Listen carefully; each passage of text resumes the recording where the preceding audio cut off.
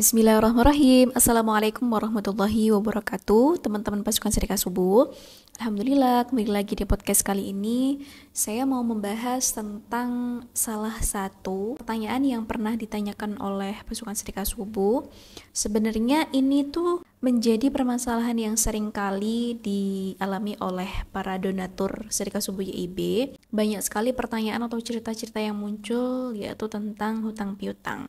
Intinya adalah beliau ini meminta amalan apa aja sih untuk bisa kita agar segera bisa melunasi hutang.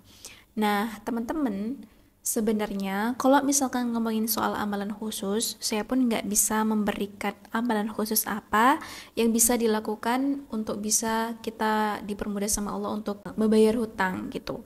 Tapi yang bisa saya sampaikan yang pertama adalah teman-teman kan sudah ikhtiar sedekah subuh setiap hari, sedekah hari Jumat tiap Jumat. Itu sebenarnya bisa dijadikan wasilah atau ikhtiar kita agar Allah menurunkan rahmatnya kita. Tapi teman-teman, sebelum kita menuju kepada hajat kita tuh harus tahu dulu konsep atau step bagaimana Allah tuh mengabulkan hajat kita. Pertama gini, dengan wasilah sedekah ya. Pertama gini, ketika kita istiqomah sedekah ya, sedekah itu kan ibarat yang pernah disampaikan di grup salah satu kuas, intinya sedekah itu ibarat air yang memadamkan api, artinya dalam menghapuskan dosa-dosa kita. Ketika kita bisa meniatkan sedekah kita dengan ikhlas, meniatkan mengeluarkan harta kita karena Allah, karena Rasulullah, maka step pertama Allah akan mengampuni dosa-dosa kita. Allah udah mengampuni dosa-dosa kita. Kemudian yang kedua, atas dosa-dosa kita yang udah kita hapus tiap hari dengan ikhtiar-ikhtiar kita, dengan bersedekah, dengan membantu orang lain, dengan mendoakan orang lain, dengan membersihkan hati, kemudian Allah akan menurunkan rahmat kita. Step yang kedua, ketika Allah sudah menurunkan rahmatnya kepada kita, maka insya Allah apa yang menjadi hajat kita, apa yang menjadi doa kita, apa yang menjadi harapan kita, insya Allah akan Allah turunkan rahmatnya dengan mengabulkan hajatnya kita.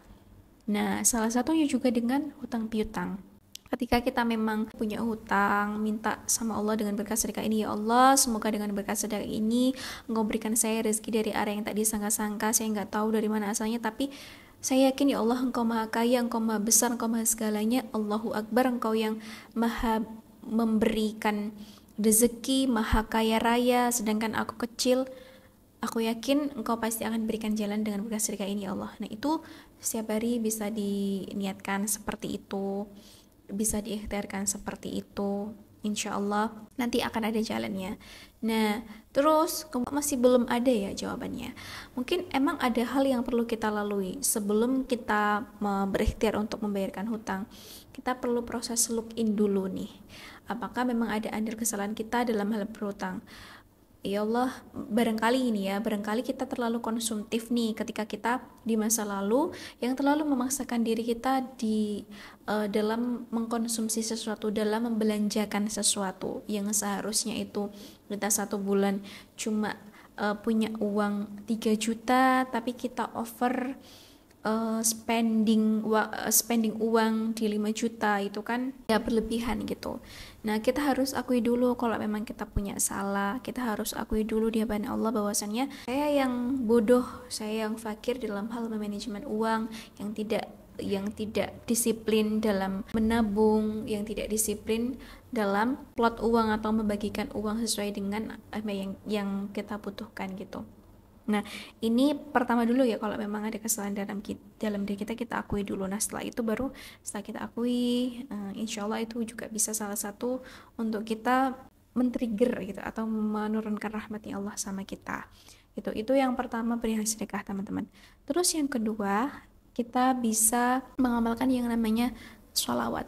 Di sini saya tidak memberikan saran amalan-amalan yang macam-macam. Saya memberikan amalan yang mudah, tapi insya Allah ini juga menjadi hal yang saya lakukan juga gitu.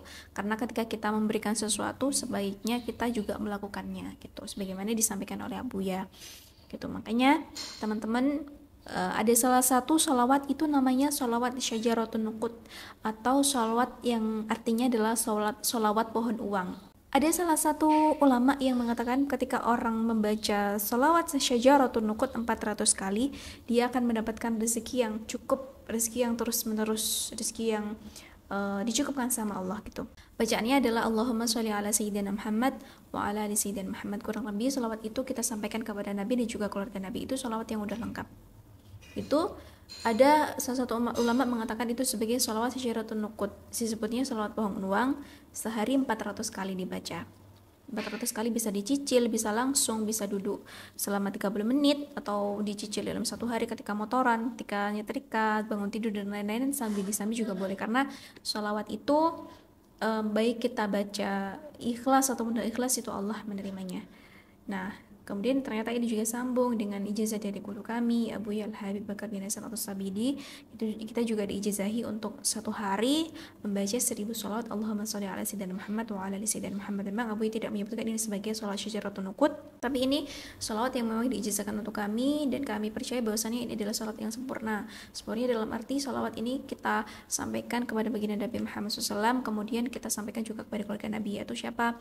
Rasulullah pasti, kemudian Ida Fatimah, Imam Ali, Sayyidina Hasan, wa Sayyidina Husain. Ini adalah beliau rangkaian 5 keluarga Nabi yang kita bisa sampaikan melalui ucapan sholawat Allahumma sholli ala sayyidina Muhammad wa ala ali sayyidina Muhammad. Nah, itu teman-teman minimal 2 itu aja dulu bisa diikhtiarkan. Semoga Allah berikan kemudahan dan kelancaran dalam untuk Allah berikan kemudahan untuk bisa melunasi utang. Tapi yang paling penting teman-teman, kita punya keyakinan. Pertama kita harus punya yakin dulu, yakin sama Allah. Bismillah ya Allah, ikhtiar dengan berkah sedekah, dengan berkah sholawat, Allah berikan rezeki dari arah yang tak disangka-sangka. Karena gini, kadang ketika kita tuh suka ini ya, punya amalan khusus, bla bla bla la la la li gitu, tapi di tengah-tengah kita tuh kayak pesimis. Padahal dengan pesimis itu yang awalnya sebenarnya doa kita tuh mau naik ke langit dengan dorongan sedekah dan juga sholawat, akhirnya doa kita terpental turun lagi karena kita pesimis dan gak yakin sama Allah. Jadi makanya teman-teman, ini penting banget untuk menjaga konsistensi dan juga niat kita, terutama agar Allah berikan kemudahan. Yang penting yakin, ikhtiar, dan yang pasti sabar.